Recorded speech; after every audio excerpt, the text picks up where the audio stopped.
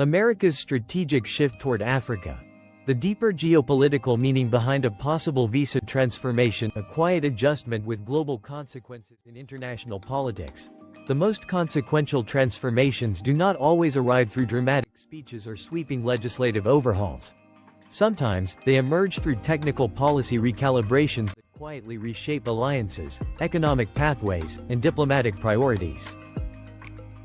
In Washington, policy analysts and foreign affairs observers have increasingly discussed the possibility of expanding travel access or easing visa requirements for a carefully selected group of African nations.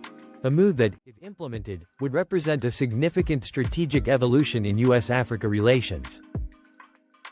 Although there is no formally enacted program under a title resembling a continental visa initiative, the broader conversation reflects a shifting geopolitical landscape in which Africa has become central to global competition.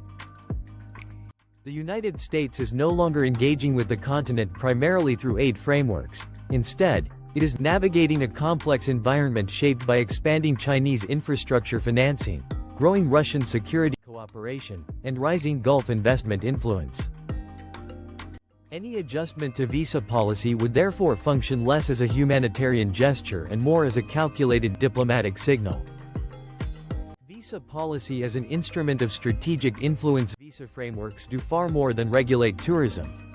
They shape business expansion, academic exchange, technological collaboration, and political trust.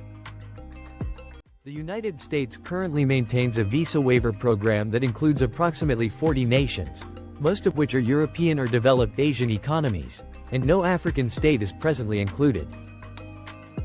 Admission into such a program typically requires stringent border management standards, biometric passport integration, low visa overstay rates, and comprehensive intelligence sharing agreements.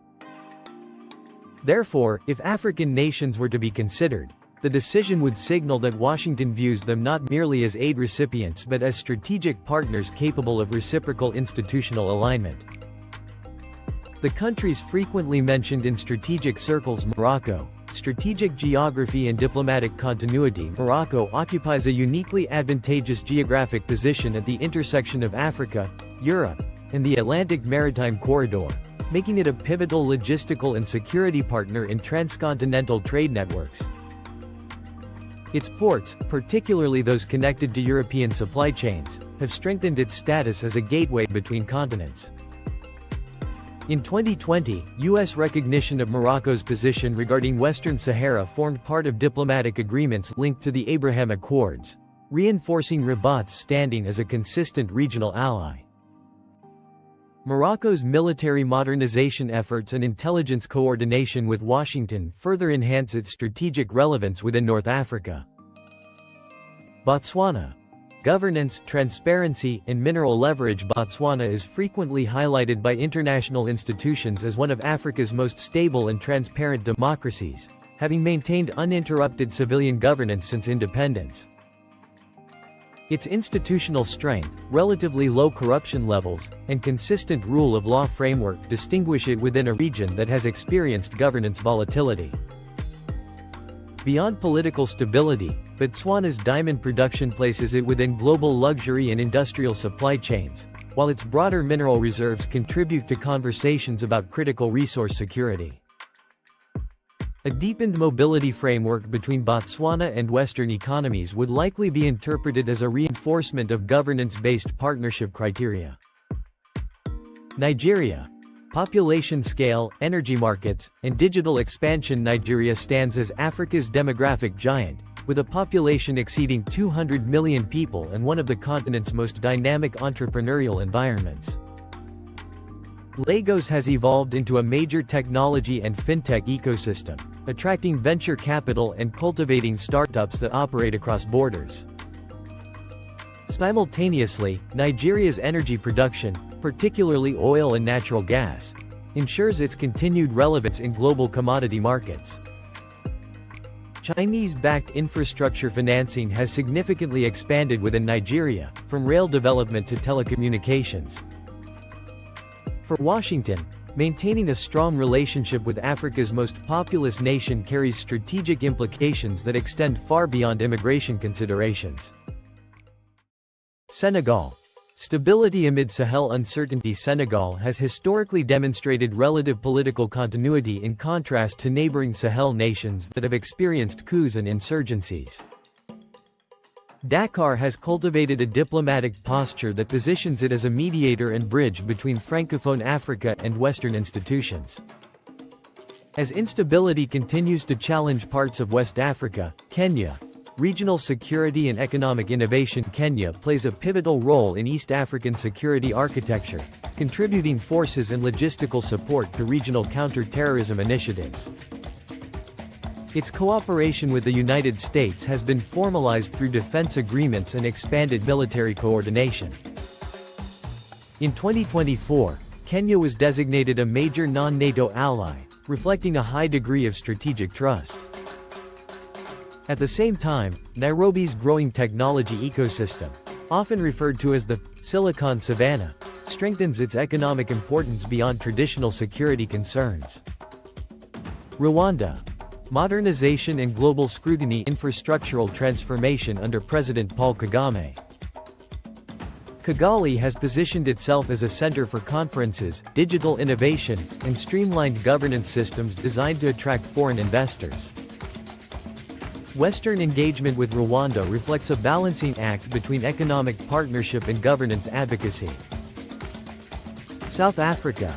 Industrial capacity and diplomatic complexity. South Africa remains the continent's most industrialized economy and a member of BRICS, aligning it economically with emerging global powers including China and India. Pretoria's foreign policy often emphasizes non-alignment, which has occasionally generated friction with Washington, particularly regarding global conflicts. Any strategic calculus involving Africa. Mauritius. Financial intermediary of the Indian Ocean. Mauritius serves as a significant financial services hub, channeling international investment into African economies through structured legal and regulatory systems. Has elevated its profile beyond its modest population size. Uganda. Security partnership and policy debate. Uganda contributes substantially to African Union peacekeeping missions and plays a major role in its involvement in stabilizing Somalia. Underscores its regional security influence. However, domestic legislation concerning LGBTQ rights has resulted in U.S. sanctions and diplomatic tensions, illustrating the complexity of aligning security cooperation with values-based foreign policy. Ghana. Democratic example and diaspora engagement. Ghana has maintained a record of peaceful democratic transitions and vibrant civic participation, distinguishing it within West Africa. Its efforts to strengthen ties with the African diaspora, including initiatives that encourage cultural reconnection, enhance its diplomatic resonance with the United States. Ghana continues to stand out within West Africa for its relatively consistent democratic transitions, active civil society participation, and deliberate efforts to position itself as a bridge between Africa and the global diaspora. Through initiatives encouraging cultural reconnection and economic investment, Ghana has cultivated symbolic importance that extends beyond traditional trade metrics, strengthening people-to-people ties with the United States in ways that complement formal diplomatic engagement. Stepping back, the broader picture becomes clearer. Africa's rapidly growing youth population, expanding digital ecosystems, vast reserves of critical minerals, and increasingly influential regional institutions mean that the continent is no longer peripheral to global power politics. Transitions, maritime trade routes, and geopolitical alignment.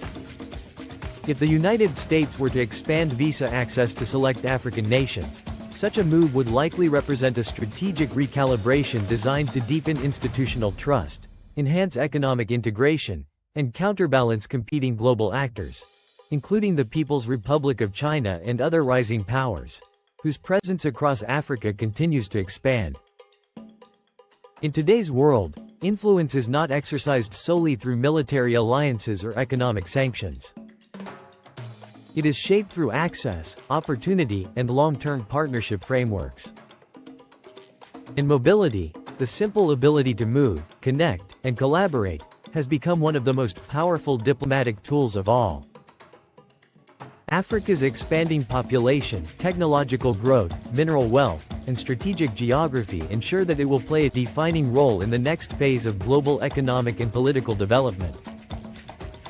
Any future U.S. visa recalibration involving African nations would almost certainly represent a strategic effort to reinforce alliances, encourage institutional alignment, and counterbalance competing global powers. In the contemporary geopolitical arena, access, whether through trade agreements, infrastructure financing, or travel privileges, is a form of influence. Africa now stands not at the margins of global politics, but firmly at its core. Let me know in the comments, do you believe expanded visa access would strengthen US-Africa relations, or would it create new political tensions? Your perspective matters, and I read every comment.